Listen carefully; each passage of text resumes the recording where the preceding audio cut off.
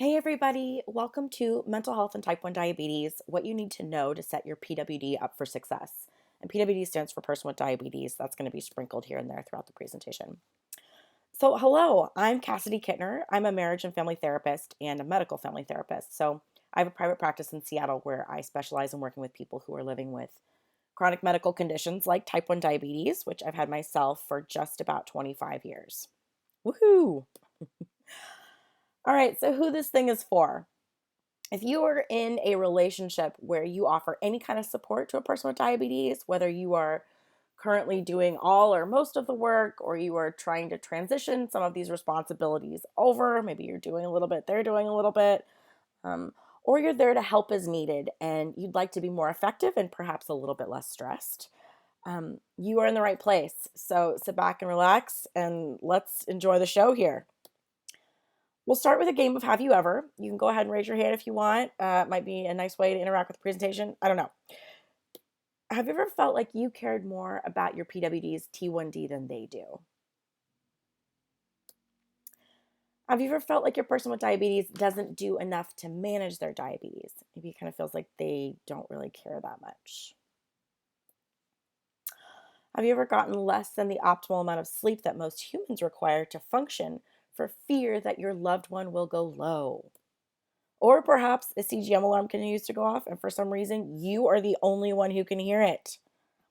I have to say that phenomenon has happened in my own household before, so the struggle is real.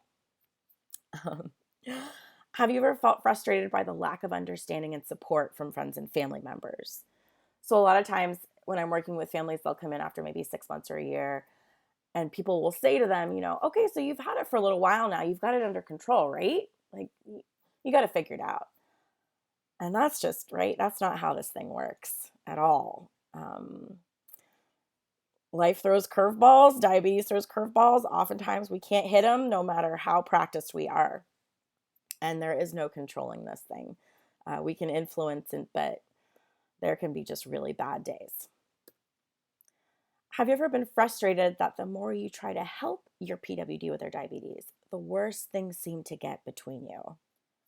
This is such an accurate depiction of so many relationships with diabetes. All right, the good and the difficult. So diabetes sucks, nothing is good. But let's talk about, we do have a say in the prognosis with diabetes, which is wonderful, right? We can't control diabetes. Like I can control whether or not I throw a cup of hot coffee on somebody who tells me that diabetes is caused by eating too much sugar. I cannot control, even if I eat the exact same thing 2 days in a row, I cannot necessarily say what my blood sugar is going to be. Right? There are factors like stress, hormones that are going to throw a wrench in there, and I don't know how to account for those a lot of times. So while I have an influence in what my blood sugar is, I don't control it. That said, having an influence is wonderful and awesome.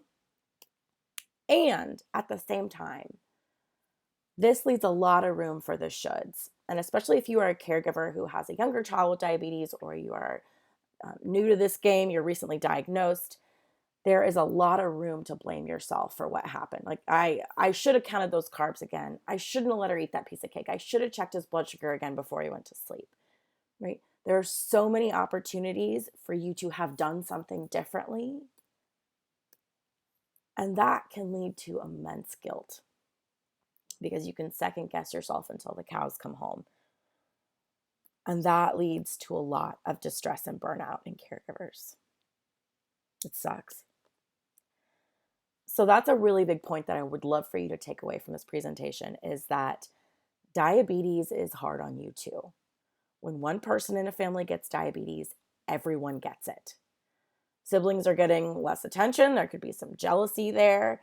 Parents' relationship is often put on hold. Things have to be rearranged in order to accommodate this condition where nothing is holy. You are struggling as well. It is not just the person who is diagnosed with diabetes. And it's really important that you see that, you acknowledge it, and that you get support for this too. So what now? All right, well, frick, what do we do? Hopefully I can offer you a better solution than this. And I can, don't worry. So let's start with a framework.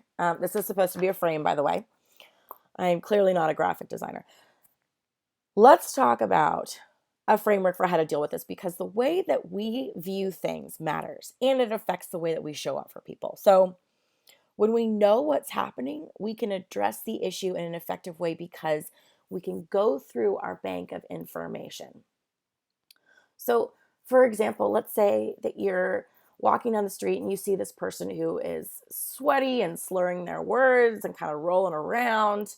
And you look at them, you might be like, wow, this person is drunk. And, they might need to be arrested or whatever drunk people need. Come to find out that despite what that looks like, they're having a low blood sugar. And what they really need is glucose, not, police. This is a really, really big difference because so when you can attend to the real problem, you can do a couple things, because behavior can look one way, but what's going on underneath can be completely different. And so when we have this framework, what you can do is combat caregiver burnout because you actually know what you're dealing with. You can also improve the relationship, because when you are less burned out and you have a list of tools and a list of what could be happening, you can improve the relationship. You can show up more compassionately and more respectfully in the relationship that you have with your person with diabetes. When you can do that, you will increase self-efficacy. So self-efficacy is a person's belief in themselves and their ability to influence their situation, right, or create change. So it's my ability to see myself as capable. And we know that this is a really, really important piece of diabetes management, of successful diabetes management long term. We have a bunch of studies that show this. So your kid needs to learn how to handle this from you. They need your coaching, and they need to, in order to be able to cope with this super crappy condition. And that's hard to do if you, as a caregiver, haven't been given the information and the skills that you need. And so at the end of this presentation, I am going to take you through one of the foundational skills that you'll need to set your team up for success. But let's get started here. So type 1 diabetes is a biopsychosocial condition. There's a biological component, a psychological, as well as a social component. So clearly, right, there's a biological piece to this. You have the whole pancreas that doesn't work thing. There's the genetics, the immune function, the stress reactivity. These are all in that biological bubble. There's also a psychological component. So self-esteem, self-worth, ability to cope, how you can show up in relationships due to your own mental health. So your own mental health conditions, your ability to cope with stress. That also touches on the social context. So this is your community, your relationships, your socioeconomic status. All of these things are going to touch on each other. And so I have a client who, let's say she comes in and she's had a huge fight with her friend. Maybe she's in high school. And that falls within our social context. So she gets in a huge fight with her friend. This is who she does everything with. This is her most trusted person. Let's say that, right? Of course, that's going to affect her ability to cope. She's got this huge thing going on with her friend. That is going to affect her psychologically. That's going to set off, if she can't effectively cope with this, that's going to set off a stress response, which is it's a physiological process. So what happens with our stress response is we go into fight or flight. Going to fight or flight, we have a release of cortisol, which lets all the sugar go in our body. Not all the sugar, but it lets us access a bunch of sugar so that we have energy to fight off the lion or whatever it is to cope with this stress, because we're going to need that energy. However, when you have something like type 1 diabetes where you are manually managing your blood sugars, this is just going to completely throw you off. And so you can see how a fight with a friend is actually going to affect diabetes. It's going to affect your emotional state. So it's very, very, very difficult to separate these things. And to do so is not helpful at all. And that's going to lead us into this, because there are 3 keys to successful diabetes management, and they follow this biopsychosocial format. We need solid physical health, right? Absolutely, the optimization of numbers in a safe range. We also need emotional balance. This is in talking about stress response and mental health conditions. It's also specific to the type 1 diabetes part of things, because We need to be able to care about diabetes, but not in a way that it ruins our life, right? A lot of times I'll talk with parents and they feel like their emotional mood is kind of goes up and down with their kid's CGM dotted line. And that's exhausting. We need to be able to have some balance in here. The third part of this is supportive relationships. And I add this qualifier of that complement internal motivation because we all need supportive relationships. I mean, diabetes or not. The tricky part here is that a lot of times when we've got parents with younger kids or a newly diagnosed child, parents are taking on ownership of the condition. They're holding all the balls in the air. And it can be really difficult to actually let your kid start to take these things over, because I will tell you at the beginning, yes, you are 100% a better manager of type 1 diabetes than your kid is. I mean, unless they're like 10 or 11. 10 or 11-year-olds are probably the most intense managers of type 1 diabetes that I've seen in my life, a lot of times, because developmentally they still want to please you, and they actually have like the physical dexterity to be able to perform diabetes tasks.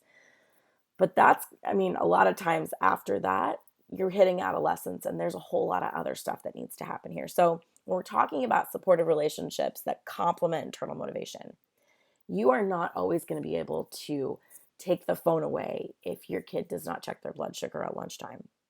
And so we need to get them into a place where they can take ownership and they want to take care of diabetes, whether or not you are there to punish them or incentivize them if they do so. If that makes sense. So the question then often becomes, how do I motivate my kid to want to take care of this thing? And that's actually a really, really long question.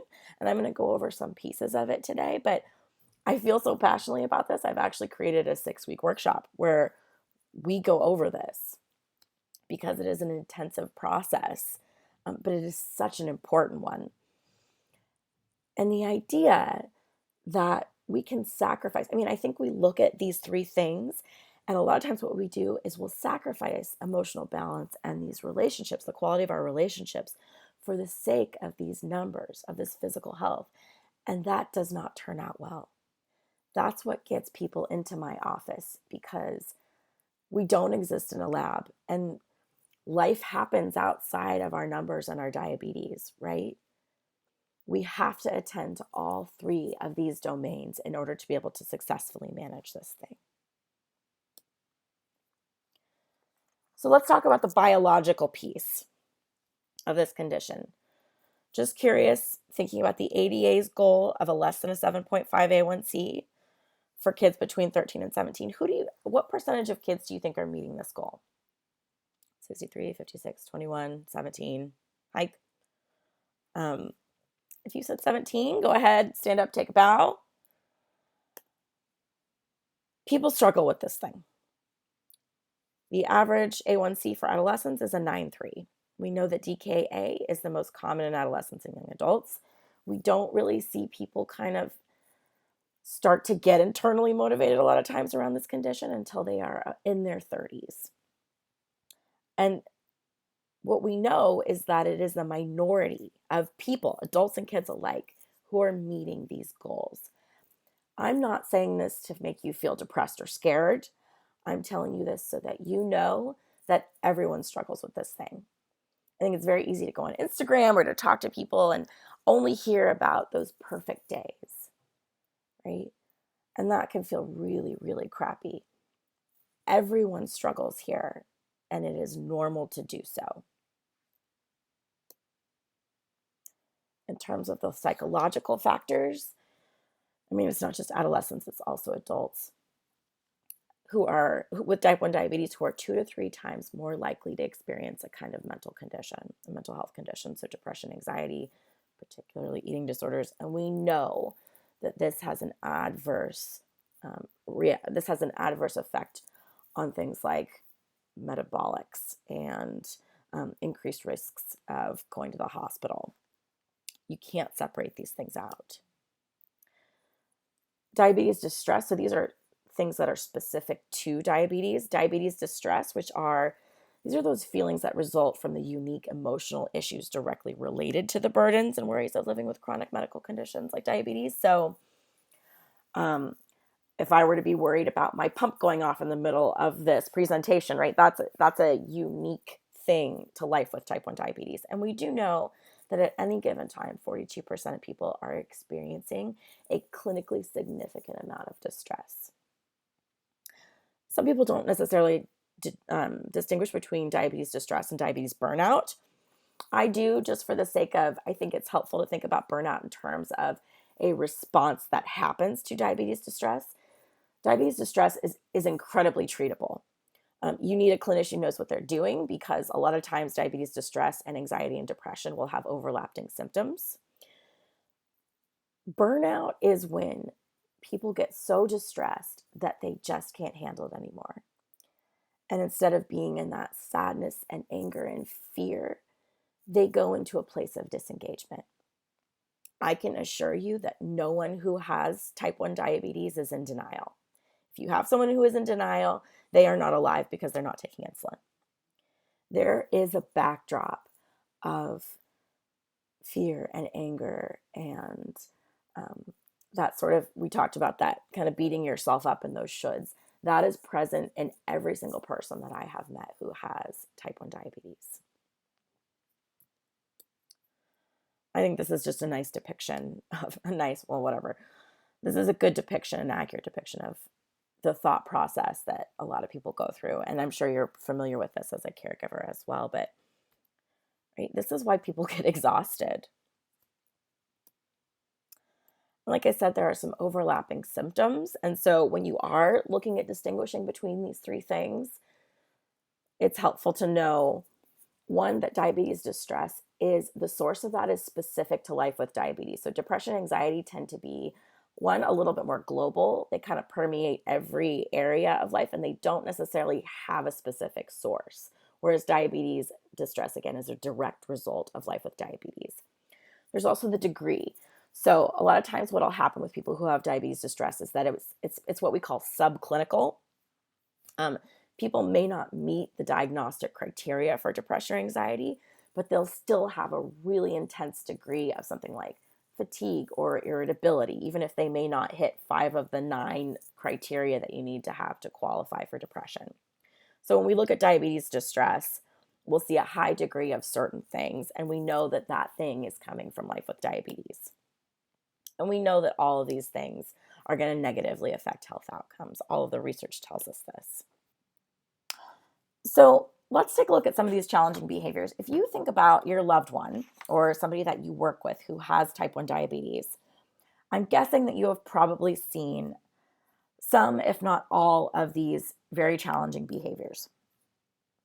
What we tend to do, I think, oftentimes when we see these, is that we think of, oh man, it's because this person doesn't care. They're non-compliant, they're unmotivated, they're lazy, they're choosing not to do this. It's this, and when we get into that mindset, oftentimes what we do is we tighten the reins. We do more oversight, more overcompensating. We dial in deeper. And I'm definitely not saying that boundaries are not appropriate. They are. And again, when you want someone to learn to take ownership of something, they need to learn that they can make mistakes and that they can keep doing it. And they need to know that you have faith in them. And so this is a very, very delicate balance here, but tightening the reins is very often not the solution. In fact, what it does is it leads to a power struggle where everyone just ends up pissed. So like I said, the temptation a lot of times is to think, especially if it's, if we're talking about something that could potentially be life or death or, ruin your quality of life, and we're seeing people not do the things that they need to do, we think it's because they don't see, they don't know how, or care. And doing that is actually a big mistake. Here's the first reason, is that when you are in that mindset and you feel like your kid does not give a crap, when you feel like they are being non-compliant, they are being defiant, this is going to put you into a place of big time distress. When you feel distressed, these things follow. Big time conflict. We see a big increase in family conflict along with all of these things. But we do know, we have studies that show us that parents and kids who have a lot of conflict, particularly on type 1 diabetes, we know that there's less engagement and participation in diabetes management, unsafe A1Cs, worse quality of life, increased depressive symptoms. This stuff just, it sucks for everyone. So what I'm suggesting and what I've found to be helpful in my own practice is that when we see these challenging behaviors, instead of going to the non-compliance piece, I think it's important that we look at these as signs of distress. We need to look at the why. What is going on underneath all of this? So I want to be really clear about what the obstacles are not. What is not getting in the way? Lack of willpower. It is not lack of motivation or caring, nor is it forgetfulness or non-compliance or not being scared enough, because I guarantee you, people with diabetes are scared. We know what could happen, and it's terrifying. However, fear is not a long-term motivator. I did have a client, it was a family that came in after a young man had been hospitalized for diabetic ketoacidosis.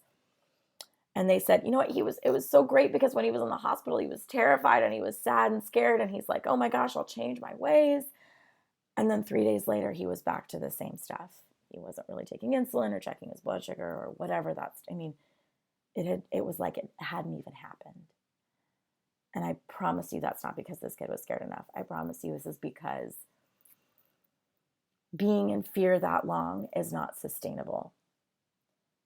And so this is not because people are not scared enough. That is not a long-term way to motivate people. No one wants to live a short and crappy life. I can guarantee you that kid did not wake up that day and go, I want to make my mom cry and my girlfriend worried. You know what I mean? Like, nobody wants that. All right, so what are some of the common obstacles that people with diabetes face? We're going to use a made-up client of mine, Andrea, who, yes, may not be a real patient, but the issues we are going to talk about are oh so real. So this slide is going to get busy, and that is absolutely on purpose. Let's start with our general life stress, so maybe not necessarily type 1 diabetes specific, but for Andrea, let's say it's Friday. She's got to get her schoolwork done so that she can go to the dance. She had a final today, so most of the week has been dedicated to algebra, on top of which she's also had soccer practice, and she's had to play peacemaker between her two best friends. Let's say she goes to put on her dress, but she recently switched from the Omnipod pump to the Medtronic pump, which can no longer be hidden discreetly. And at the dance, her chest starts alarming, and the guy she's at the dance with actually takes a few steps back from her, as though there were a bomb in her bra instead of an important piece of medical technology. Well, her pump is alarming, even though she tried to be absolutely perfect with her blood sugars today. Unfortunately, she did have some coffee, and I don't even mean like the froofy kind with all the sugar. She had black coffee, and this totally shot her blood sugar up. Well, that and the fact that she had spent a lot of the day stressed that a moment just like the one that just happened with the beeping would happen. So she's thinking to herself, well, frick, it doesn't really matter what I do. I mean, I didn't even do the Frappuccino holiday flavors, and for what? So she runs to the bathroom to silence her pump, and she's hurrying because she thinks maybe if she hurries, she can make it back out before the end of the song. So she just does a quick, takes some insulin, doesn't do a finger poke, but just does a quick bolus. 45 minutes later, then she's feeling shaky and weak, and diabetes has already taken her away once tonight, but now she actually has to go and sit down. And lo and behold, pun intended, the guy starts dancing with another girl while she sits on the bleachers, dabbing at her back sweat and wolfing fuzzy Skittles that had escaped their bag from the bottom of her purse.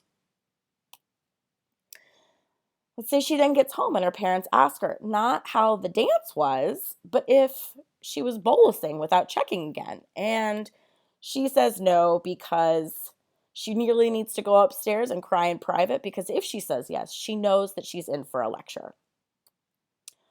At her appointment on Monday, it comes out that she did not check before bolusing on Friday, and the doctor reams her for the 1% increase in her A1C. And on the way home in the car, she sits there and she's silent. And we ask her, as her parents, what's wrong? And she's silent. for a few seconds, and then she screams, "You just don't get it. No one gets it." And this anger turns into sadness and then a full-blown meltdown. So it could be really easy for us to look at this incident, which contains some very challenging behaviors. We've got dishonesty, we've got emotional outbursts, we've got some avoidance, we also have a lot of conflict, and we could take it at that, right?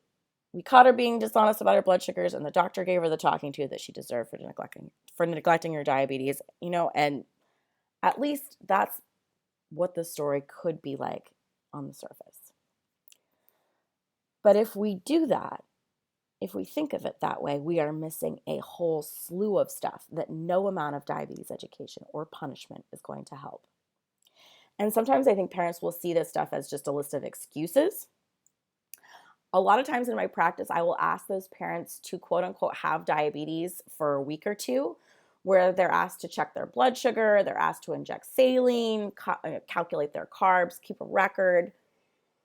And I can tell you that it is very rare that I get someone who comes back and has done every single thing that I have asked, which is exactly every single thing that they have asked their own kid to do. In fact, I had one dad come in who had been given this assignment because his son was struggling. And he came in after a week.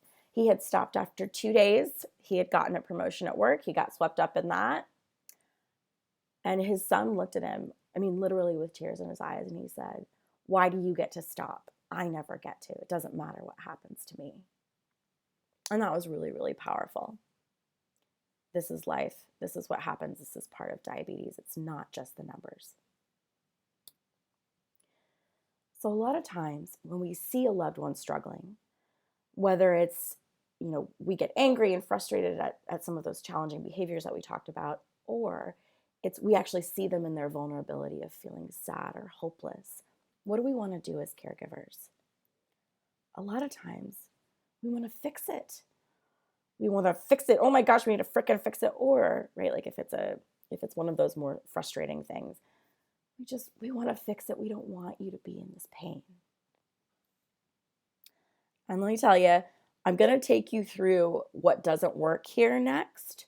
So that could get a little rough. I really want to encourage you to hang in there with me. We're going to go over some solutions. But for now, I'm going to read you a story. Just kind of sit back and relax. Let's say that your 10-year-old son, Billy, is at a birthday party. When you come to pick him up, the birthday girl's mom pulls you aside and says, "Billy had a cupcake. I hate to say it, but I'm concerned because I know he has diabetes, and frankly, I can't believe you let him eat sugar. I told him no because that's what got you guys into this mess in the first place." And then she turns around and walks away. Before you can say anything, Billy grabs your arm and he pulls you the heck out of there. As soon as you get home, you call a friend. You are still so upset that you find yourself telling her what has just happened. Let's say that your friend tries to help you in a few different ways. What I'm going to do is I'm going to read you a couple of different ways that your friend would respond. And what I'd like you to do is tune into your immediate gut reaction and just make a note of it. Okay, there's no right or wrong way to feel here. It's just sort of whatever is right for you. So let's pretend like you just got home. You just had that experience. And your friend says, "There's really no reason to be upset. You're probably just tired and blowing the whole thing out of proportion. You know what? It can't be as bad as you're saying that it is. And come on, it's fine. Just get over it. Just smile. It's fine." Maybe she tries the philosophical response, which would be like, "Look, life is like that. Things don't always turn out the way that you want. People don't always listen to us. You have to learn to take things in stride, and in this world, nothing is perfect." Think about how you would feel if she said that to you. Or advice. You know what I think you should do? You should tell your son not to eat sweets when he's at his friend's house, especially if you don't want this to happen again. Just avoid it altogether.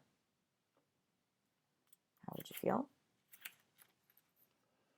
Let's say she asked you some questions. She started in with, "Well, why didn't you go after her and say the things? Why didn't you go after her when she said those things to you? Why didn't you explain to her what was going on? Are you sure you were clear about what your son needs? Did you have the conversation beforehand?" Or maybe she defends the other person. She says, "I doubt she meant anything by it. She was probably just frustrated and tired from having all the kids over at her house. You really should cut her some slack." Or maybe she responds with empathy. Wow, that sounds really awful. Having to listen to her unfair judgment and being attacked like that must have been so terrible. I'm really sorry to hear that. That totally sucks. So if you think back through these, how did you feel? Generally, when I do this workshop with parents, they want to punch someone unless it is this empathic response. And it can be really frustrating, right? When you feel like you've had this experience and you're not getting the support that you need. We do all of this stuff to our kids. We often do it to other people as well. I mean, not usually, it's usually to our kids. And we do it because we want to fix it, right? It's really hard to see someone that we love in pain, and it's natural to push away those unsettling feelings when our kids express pain. We want to deny it. We want to tell them it's okay. We want to say, oh, you know what, the nurses, she didn't mean anything. She was probably busy, right? But what can actually help the most is our listening, because it is our listening that can give the greatest comfort. It is our acceptance of their unhappy feelings that can make it easier for people to cope with them. You couldn't fix this thing. I mean, if you could, you would have already. Diabetes is not this thing to fix. However, you can do this. There is a way to be helpful. And actually, it's not this ginormous, crazy thing that you would think. This is the foundation of what this stuff takes. And it is showing up for someone. It is listening. So let's talk about that. Let's talk about how to do that, because I think that a lot of us get really worried. We're like, oh my gosh, I'm scared. What if my kid doesn't know what to do? What I have to tell them what to do. We have the data that tells us that actually what people need the most. I mean, unless you're talking about a low blood sugar situation, something that your kid actually does not know, because a lot of times people with diabetes know what it is that they need to do. It is that those obstacles get in the way.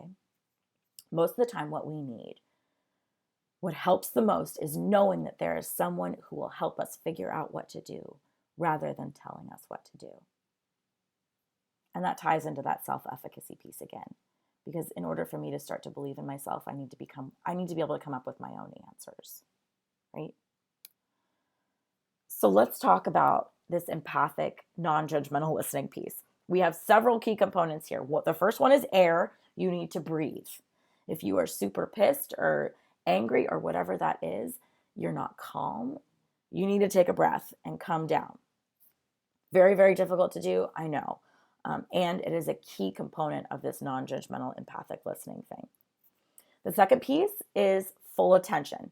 Now, when we talk about full attention, I mean, putting your cell phone away and making, looking at the person, directing yourself towards them. This is a verbal and a non-verbal thing. So we have body language, we have tone. There's a big difference between me looking at my phone and saying, yeah, I hear you, versus me looking at you and saying, yeah, I hear you. Where I'm pointed towards you with my body and my tone is different. There's a big difference there. There's also this piece of setting your own agenda aside. This, I want to fix you. I want this to be better. I want this never to happen again. Okay? We've got to put that aside so that we can show up and be there and truly be there. The next piece of this is naming and acknowledging feelings. So it doesn't even have to be with, necessarily saying what the feeling is, although that is helpful. And feelings are frustration, anger, sadness, fear, anxiety. There are lists of feelings. Feelings are not, I feel like you're being a jerk. Feelings are, and we're going to talk a little bit more about this, but feelings are, wow, I see that you're really upset. Or as someone is talking to you, just being like, oh yeah, I hear you. Notice the tone there. That is a very, very important part of this. Perhaps the most difficult part of this process is refraining from giving advice or fixing. Sometimes I'll call this taking your effing hat off, like your F for fix it, your effing hat off. Because so often what we want to do when we see a problem is we want to fix it. One, you can't usually. Two, even if you've had the best advice ever, which I know I have had, but just telling someone what to do is often not what they need, and they generally are not going to follow it a lot of times. right? It means more when they've come up with the solution themselves, which again is what we want eventually in the long term. So let's do an exercise. Let's say that your kid comes up to you and says, what if everyone sees me checking my blood sugar and freaks out? Think of what you might say. Just think about you can say it out loud even. A lot of times, and I've done this exercise in the workshop, a lot of the responses are something along the lines of, look, there's no need to worry. Those other people don't matter, and you wouldn't want to be friends with them anyway. That's actually not helpful.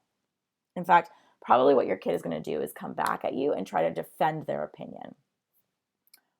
As opposed to if you were to say potentially something like, wow, it sounds like you're feeling really worried about this and kind of scared about other people seeing you, like when you're checking your blood sugar. You would be surprised how powerful that is. Because that actually gives the person that you're trying to help, you've acknowledged their feelings, and now, one, they don't have to fight you, and two, they can actually think about a solution. Let's try it again. Let's do another one. All right. I know you worry about me, but you're always nagging me about what I eat and stuff. Come on.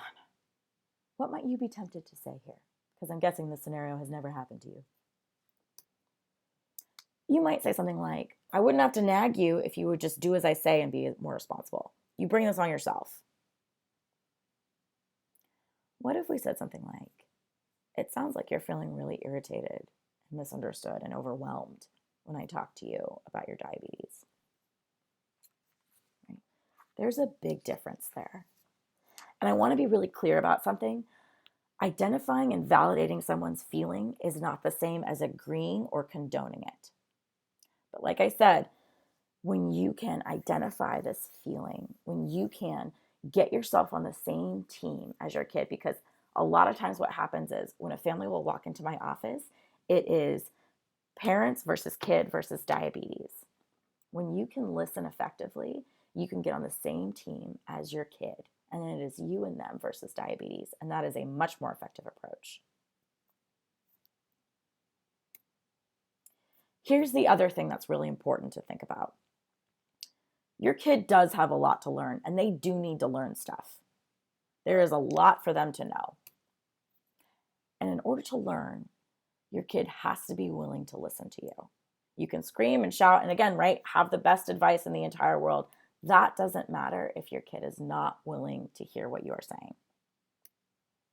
So then the question becomes, how do I get my kid to listen to me? And the best way that I have ever seen in my life, that I have experienced, that I've seen in my practice, that I've seen in my workshops, is listening to them first.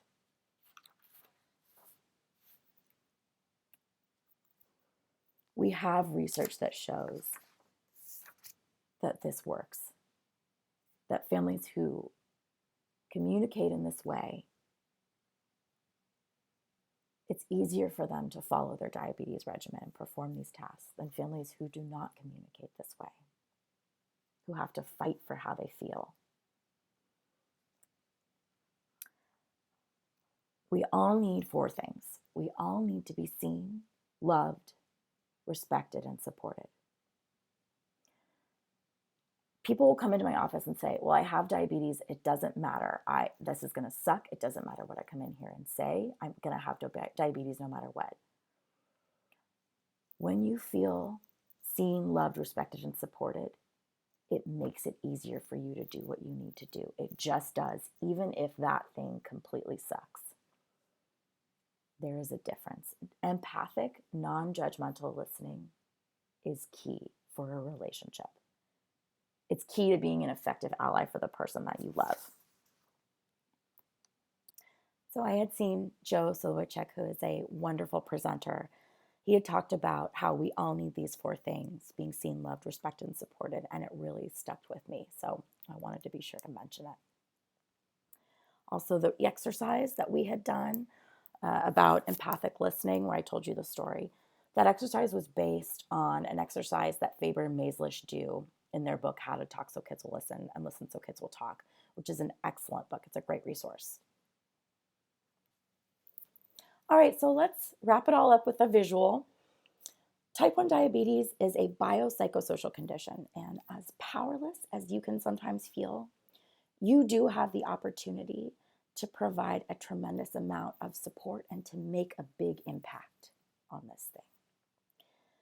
This isn't just you being nice, this idea of empathic, non-judgmental listening. By listening, you become a social support.